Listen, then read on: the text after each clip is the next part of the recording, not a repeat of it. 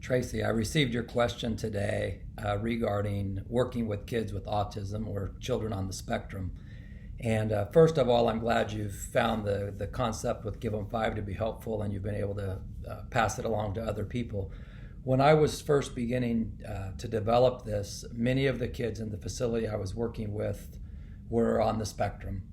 And knowing that their verbal skills and their interpreting our words and being able to get their words out was quite a challenge, was a concern. And so what I would say is the Give 'em Five conversation will work for them, but you really have to limit the vocabulary.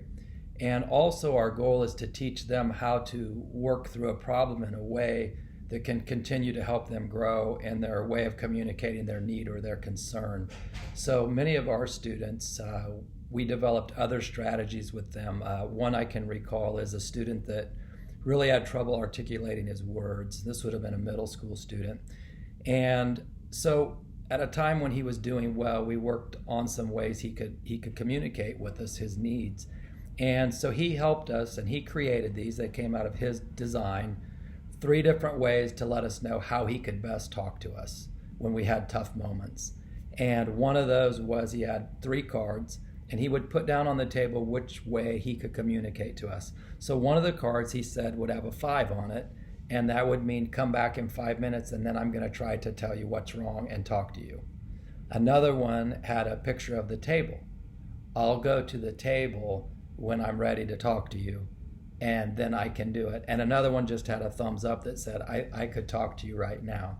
Knowing the goal is building the ability for the child to be able to get through these hard things. And just like we would with a very young child that has trouble maybe sharing their thoughts or their words, we have to adjust that down to the ability that they have right then to communicate.